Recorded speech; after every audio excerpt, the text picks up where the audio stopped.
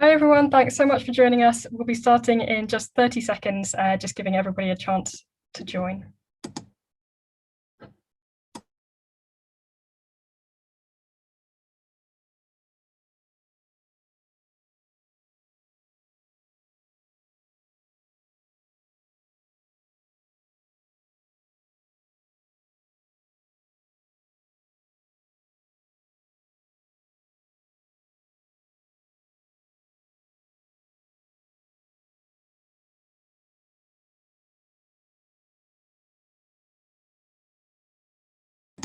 I started the event muted. Great start. Hi everyone, and welcome to this Devex event on global dev and the new social media era. Thanks so much for joining us today from wherever you are.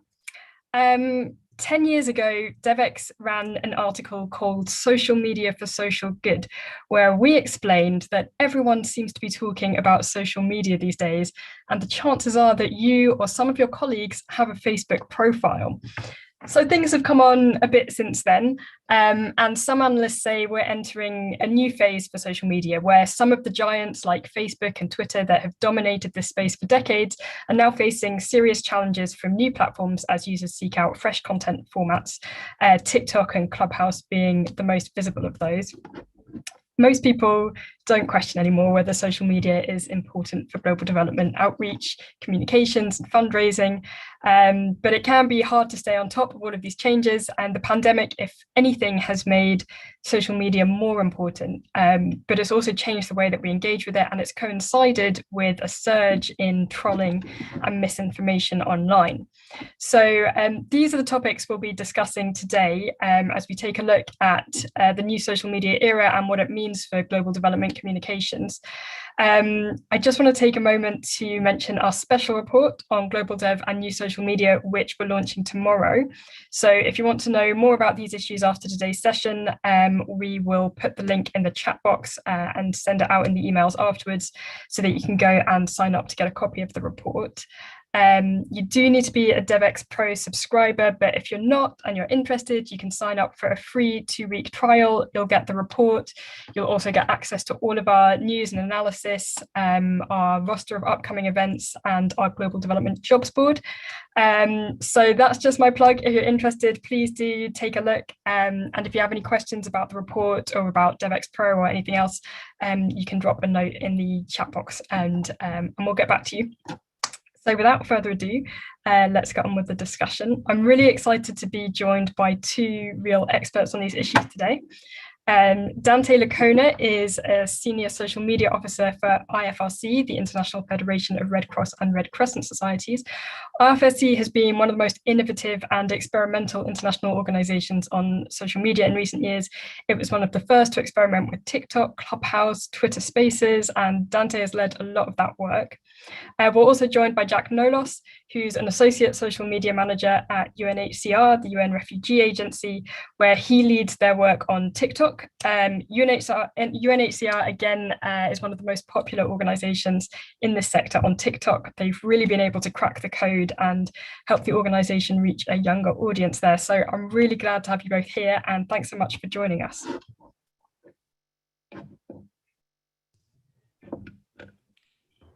Glad to be here. Thank you for having us, Jessica. It's a pleasure. Great, thanks so much. A couple of housekeeping notes just before we get started. The event's going to last about 45 minutes, and the hashtag, if you want to follow the discussion on social media, is hashtag DevexEvent. If you have any questions for our panelists, we'd really love to hear them, so just drop them in the Q&A box that you should be able to see at the bottom of your screen, and we'll do our best to get to them. And last but not least, this event is being recorded, so if you do need to drop out for any reason, don't worry, we'll be sending everybody a recording afterwards. So Dante, I'm going to start with you. I've just kind of broadly outlined some of the changes we've seen in social media over the years and what it might mean for global development. I know you've been working in the sector for a while, so I'd really love to know how you've seen development organizations' use of social media evolve over that time.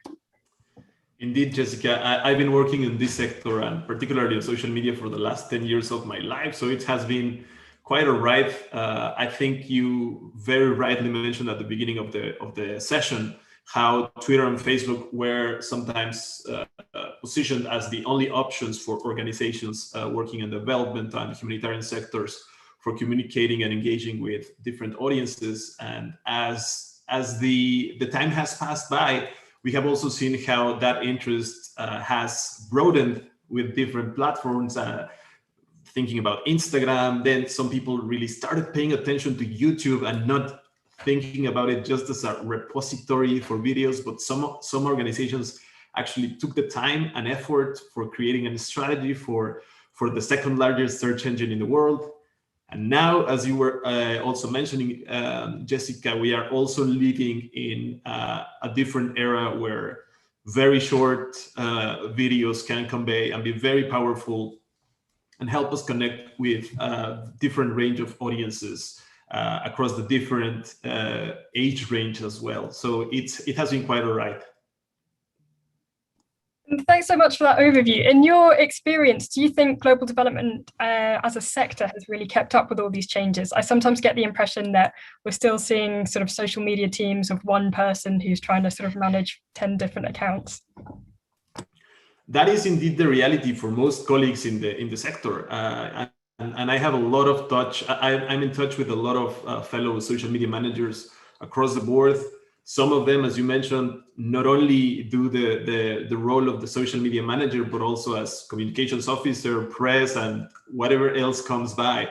So I think there have been some success stories in some specific organizations that have managed to convince and get the buy-in from senior management to support the social media activities. And I think that's quite important. They have been able to prove a return on investment and show that it's important to expect from your social media team to show the value, why it matters that the work that we are investing on different platforms actually pays off for the ultimate objectives of the organizations.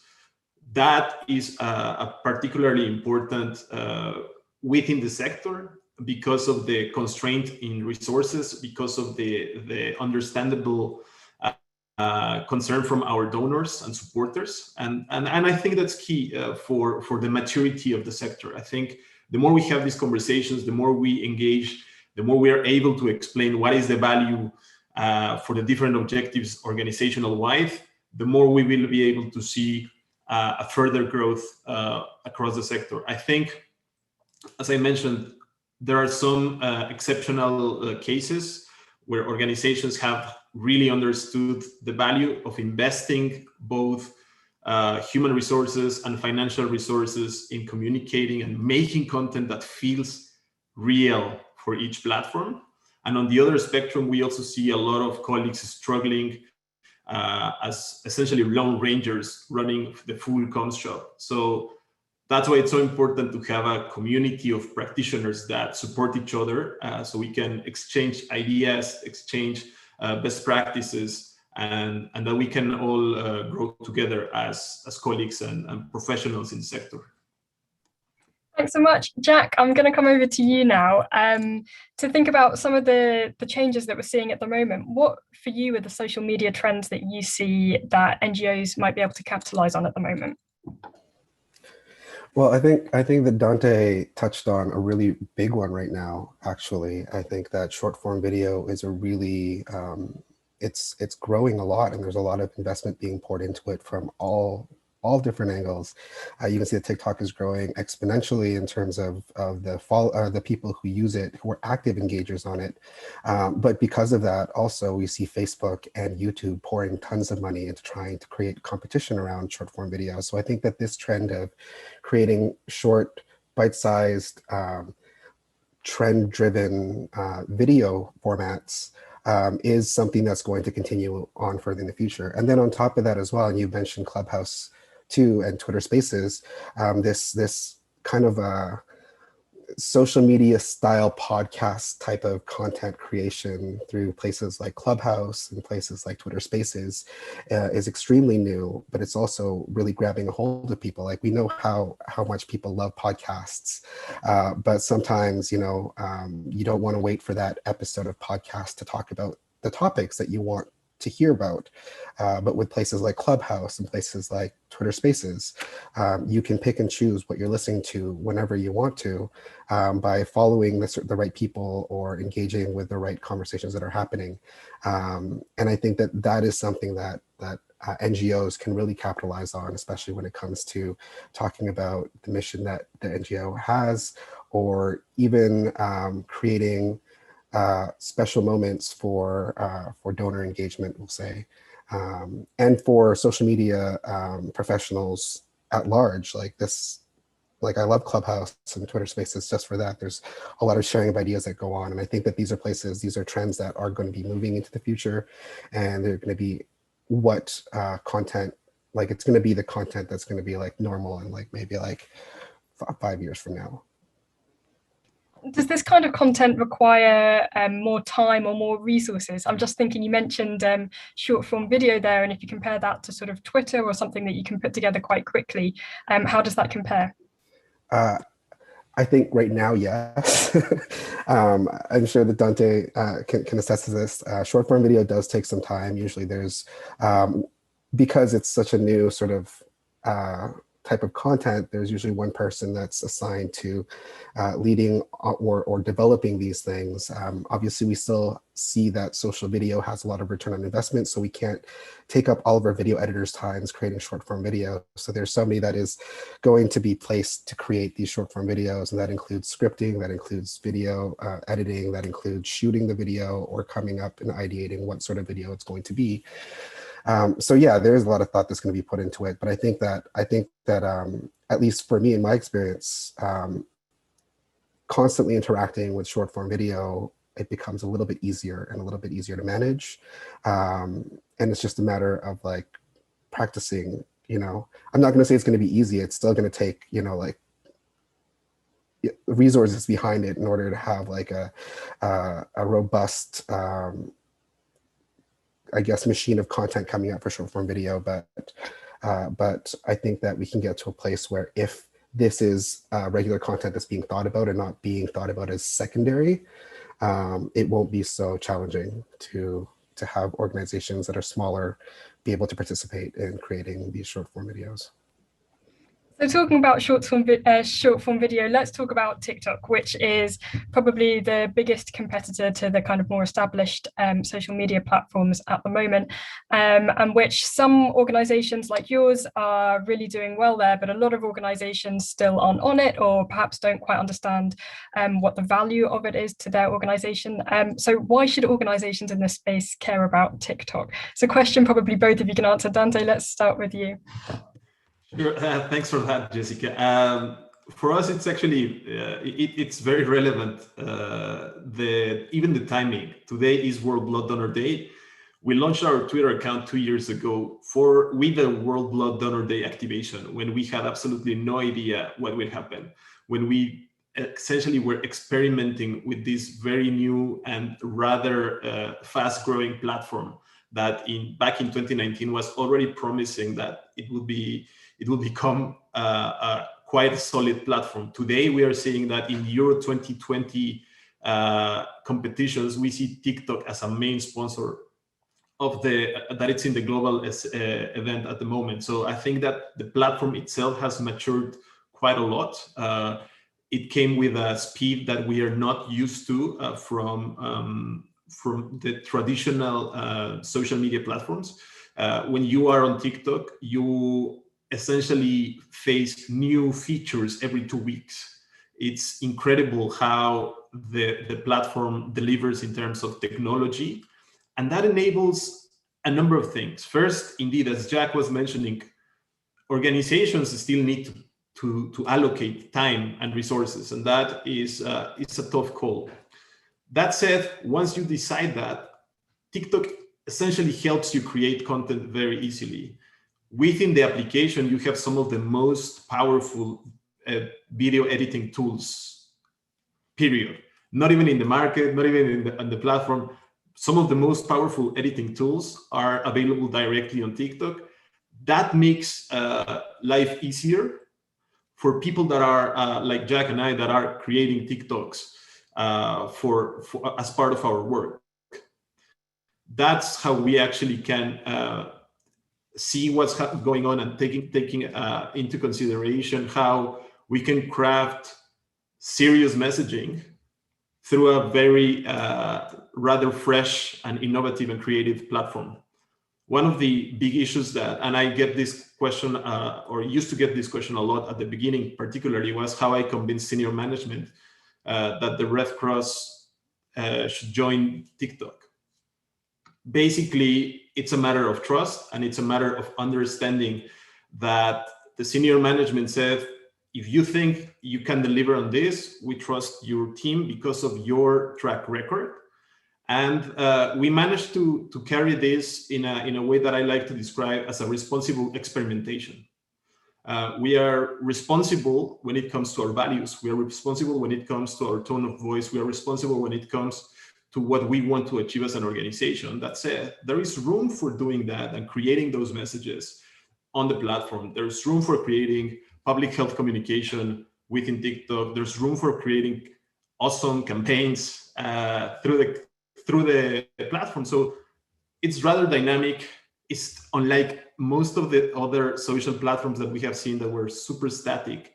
And particularly, again, and I have to stress this quite a lot, they are quite keen, TikTok for Good, to partner with organizations in the nonprofit sector. They have created quite a number of initiatives for training, essentially. And a lot of the colleagues that are interested in that can knock their doors and they will reply.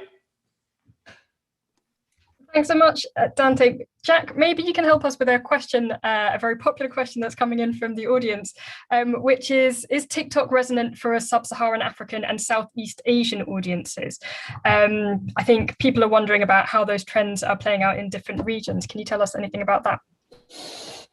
That's an interesting question. Obviously, running a global TikTok account, we're very not concerned, but like very interested in which regions are watching our stuff. And indeed, we do see a lot of people from around the world watching our content. Generally, we do see, though, that the majority of the people watching our content percentage-wise are from Western countries or South America. But that said, there are certain pieces of content that we put out that has just been really interesting to see who is watching it and the types of and the people who start following us from it. One case study would be that when everything that was happening in November in Ethiopia, the Ethiopia Tigray region happened, we wanted to test what an NGO's voice would be if we put breaking news out on our TikTok channel. And so we started talking about the Ethiopia Tigray region as it was freshly developing. And for an organic, for I guess like 3 pieces of organic content or 4 pieces of organic content that we put out on TikTok, it matched what we saw for boosted content that we put out before.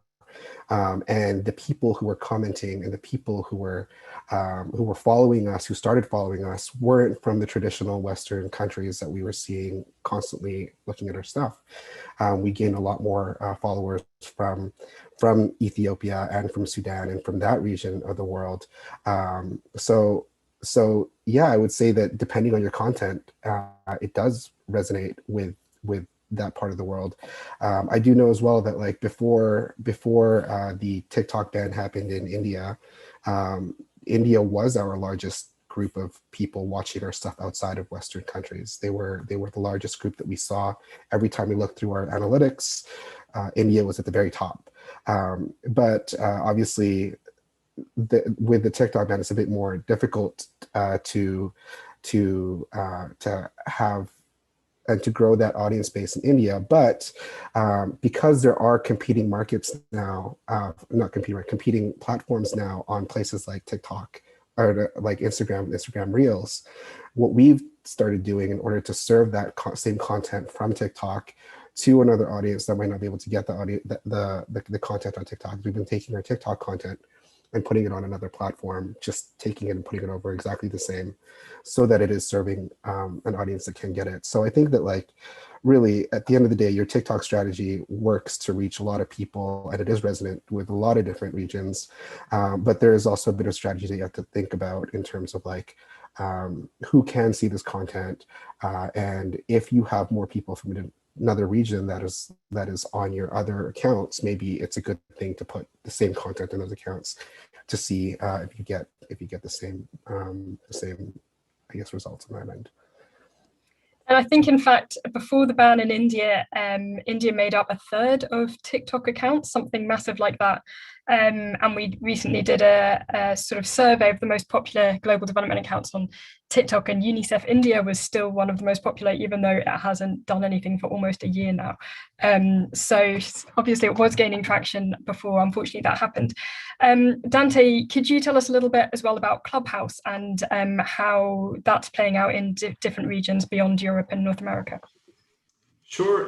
Thanks for that, Jessica. Just to on the previous discussion that you and Jack were having, I think that also highlights the importance of platform diversification. Just as we are seeing today that Twitter is banned in Nigeria and it has been banned in other countries, it really shows the importance for NGOs in general to expand those possibilities. Same happened when the Facebook ban affected some NGOs in Australia earlier this year, and that is just the lesson that we already know in all of us working on digital when we are essentially building on rented land. That is so that's why it's so important to build your own channels outside those that you are essentially renting. On your question, Clubhouse, to me especially, I found it fascinating as a great product, and it started with a lot of hype at the beginning for its first year of life. I think particularly in 2021 we started to listen more about it globally, not only in the US, and there were a couple of bubbles in different countries that were growing as languages were being rolled out and invitations were being sent out. I think the platform is suffering a lot right now because of their restrictive nature at the beginning. They launched as an iPhone-only application, and that was essentially putting out 70% of the users of mobile phones in the world. That is, I think, hurting them as a platform today. That said, they put out in the conversation for organizations like ours, the importance of thinking of how can we actually use social audio. Social audio can be very powerful, particularly for humanitarian organizations and for international organizations in general that have colleagues directly on the ground where crises are happening. And often in those cases, connectivity is not good. When you have people that can give a recount live, answer questions, engage with the community, explaining exactly what's happening, what they are witnessing right now, it can be super powerful. I put you an example that we did at the early days of our experience on Clubhouse. An Ebola outbreak was happening and declared in the Democratic Republic of the Congo. And I asked our health expert, Dr. Emmanuel Capobianco, if he was available and he wanted to do it. We did it on a Sunday night, 10 p.m. Geneva time, which is unheard of in this part of the world. This kind of super agile kind of broadcasting, and you don't need to wear some makeup, you don't need to look fancy or concentrate looking at the camera when you are having such an event. You literally just focus on what you are saying, focusing on the message when it comes to audio. I think that's what makes the medium rather interesting, and opportunities will arise, particularly now that Twitter Spaces is really coming at full force. And that we are seeing how everyone that was already using Twitter is getting the benefits of having a presence already in the platform, and the same benefits that essentially Clubhouse offers. Thanks so much, Dante. And if anybody's got questions about Clubhouse, I know this is still new to a lot of people, please do put them in the chat box or in the Q&A and we'll get to them. Some people would argue, though, that these new platforms like TikTok and Clubhouse are a bit of a distraction from older platforms like Facebook and YouTube that are actually still the most popular platforms globally. Jack, what's your take on that? My take on that, well, I live and breathe TikTok, so it to some extent, I would say that for my personal life, it might be a distraction, but I really don't think it's a distraction from these more established social media platforms. I think that it's just the nature of social media and the digital world in itself. We're constantly evolving and constantly changing, and constantly having to, jump on to the next new thing. But I think that like for platforms like Facebook and YouTube, having TikTok and Clubhouse as part of your, I guess, pool of social media accounts that you're using shouldn't be considered a distraction. Like from our end, we know what works on Facebook. We have that knowledge already. We know what methods work. We know how people are using it. We know our audience really well. And because we do, when we start strategizing for things like TikTok or strategizing for things like Clubhouse, it doesn't affect that. It doesn't affect how we're functioning on that platform. Though I do think that like one of the things that could be done better, and I think that when we talk about established platforms like Facebook and YouTube and Twitter, we also forget that they're also evolving and that they are changing as well. So I think that like having this sort of the new platforms, it could actually refresh your strategy for Facebook. It could refresh your strategy for TikTok or for Twitter. Dante was talking about Twitter Spaces and Clubhouse. Like as you're looking at Clubhouse, you're also looking at what's being developed as as competition for Twitter, and you can be developing simultaneous strategies both ways, because you know that these are things that people are testing and seeing if people are actually, if the type of content sticks. So no, I don't think it's a distraction at all. I think if anything, new platforms are a great way of kind of re-energizing the way that we're looking at social media and re-energizing the way that we're approaching content creation. Because at the end of the day, we have really important messages, and we're also charged with being really creative about how we put it out. And these new platforms give us that space to actually flex our creativity and put out new content. So even, for instance, if TikTok doesn't stay for the next 5 to 10 years, those short form videos are still extremely powerful that could be adapted to places like Facebook and places like Twitter and places like Instagram. And being able to understand how to talk to a generation like Generation Z from those platforms is invaluable, because another platform will come up where a generation will be taking hold of it, and you'll need to have that same ability to adapt from one platform to the next. Yeah, so no, I don't think that it's a distraction at all. I think it's an opportunity more so than anything else. Yeah, it's a fair point, because Instagram Reels, which I think Instagram is really pushing at the moment, seems to me at least to be about 50% repurposed TikTok videos. So it's true that these more established platforms are adapting to respond to these new ones. We've heard a lot in the last 30 minutes about platforms being banned in certain places. Another question we've got from the audience is about restrictions on certain platforms. So specifically, they're asking about TikTok and whether you'd be able to post content about Hong Kong and Tibet there, for example. Can either of you talk about that? We haven't had any problem posting any content on the topics that we are working on. So I know that there have been lots of reports about that. We haven't faced that, and if that was the case, we would definitely raise that with the TikTok platform, because as I mentioned, one of the great benefits that we have is to have an open line of communication with them. Something that is very hard and difficult in other social platforms in general. There are some exceptions. But I think TikTok has been quite forthcoming into that, and essentially every time that they get criticized, they write a blog post about it very fast, and they address those concerns quite fast. There have been a number of concerns raised in the media in the last 2 years about the platform, and I have to say, I am quite impressed by the way they have been addressing them, in terms of how fast they do that. Like putting some prevention for some comments or moderation tools and stuff like that.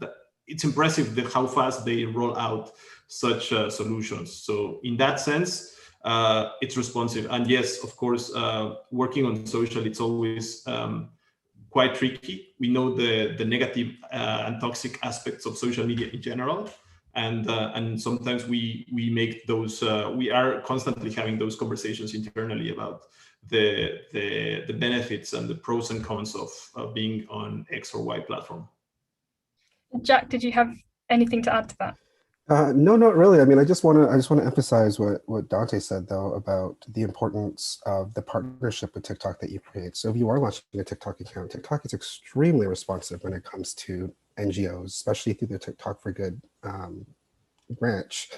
And even if there's content that comes out that, say, the algorithm or the bots pick and they're like, oh, this is not content that we want to push out there, but that content actually should be pushed out, and you notice a change in things, being able to go to the TikTok group and be like, can you look into this? They're like extremely fast with like, yeah, okay, we'll take a look at it, and the next day it's fixed.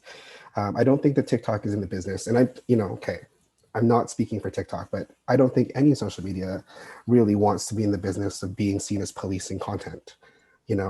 Social media in its core is creating content and allowing people to have that space to create content. And I think that it becomes problematic when social media platforms have that sort of reputation of policing content. Do you know what I mean?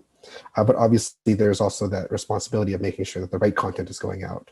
So having that relationship with TikTok and making sure that you have that relationship is extremely important to making sure that these whatever the coding is that happens sometimes can get fixed right away is extremely important. Thanks so much. So let's talk about some concrete examples then. I know you're both launching TikTok campaigns in the next few days, so I'd love to hear about those. Dante, do you want to kick off by telling us about yours?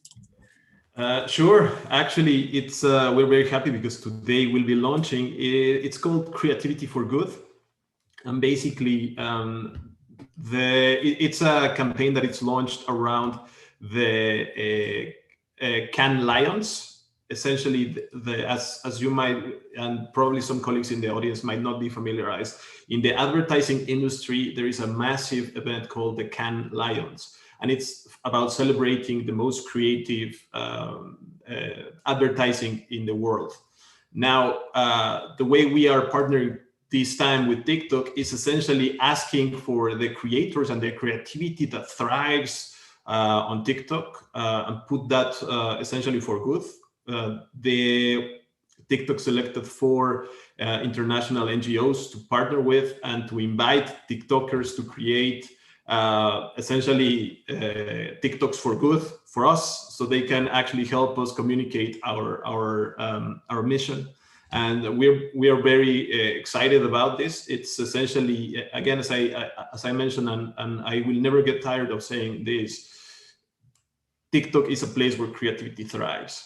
This is it's essentially a super refreshing for not only for TikTokers, for any communicator, for anyone who is in the business of communicating ideas, telling stories.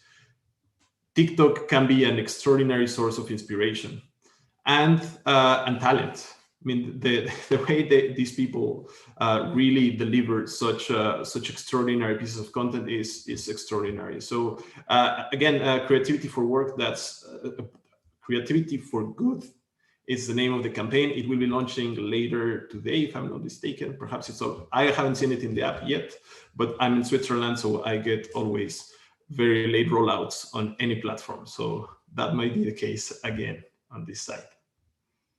That sounds really interesting. Thank you. And Jack, what's the campaign that you're working on? Thank you, Jessica. So the campaign that we're working on is launching on the 16th of June. I'm not sure if you are all aware of this, but World Refugee Day is coming up on Sunday, which is the 20th of June, and this TikTok campaign is attached to that campaign. So the campaign is called the Home Means campaign, and we're working with TikTok to launch this campaign, and it's essentially jumping onto a trend that has been widely used on TikTok called the Tell Me Without Telling Me campaign. And the essence of the campaign is that we're asking people to tell us what home means to them without telling us what home means to them, in order to drive home the fact that home is about community, home is about togetherness, but even more so than that, home is something that is very difficult for refugees to rebuild, and they have had to run away from or flee from violence and persecution and flee from their homes.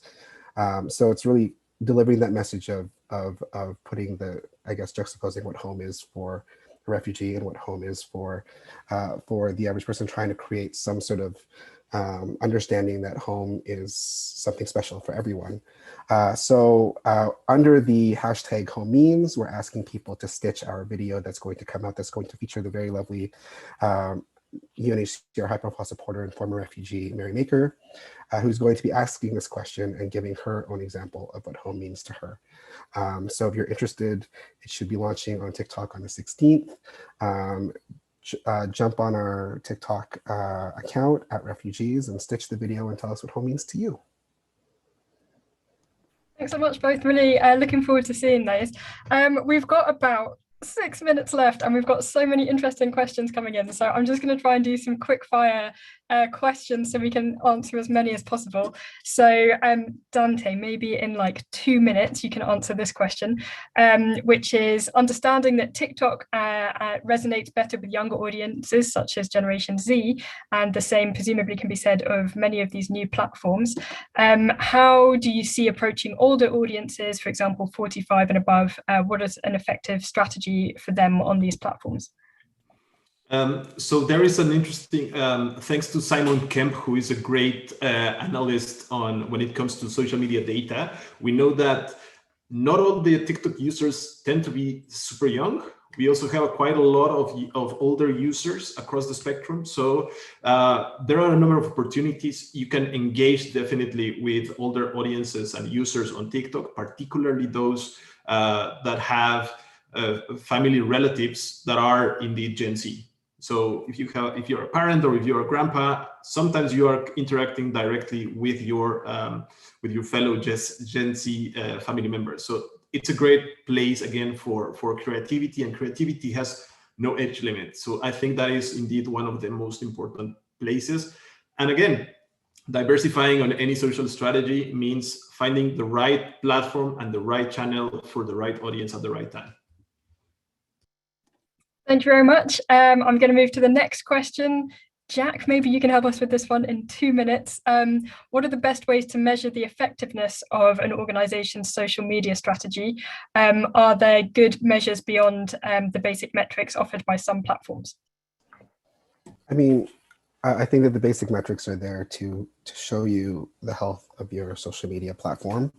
I do think that, like, a deep dive in analytics, seeing sort of what engagement rate, and I'm saying engagement rate, not just engagement, that your posts have is an even better way to see sort of how your content is doing and how your social media platforms are doing.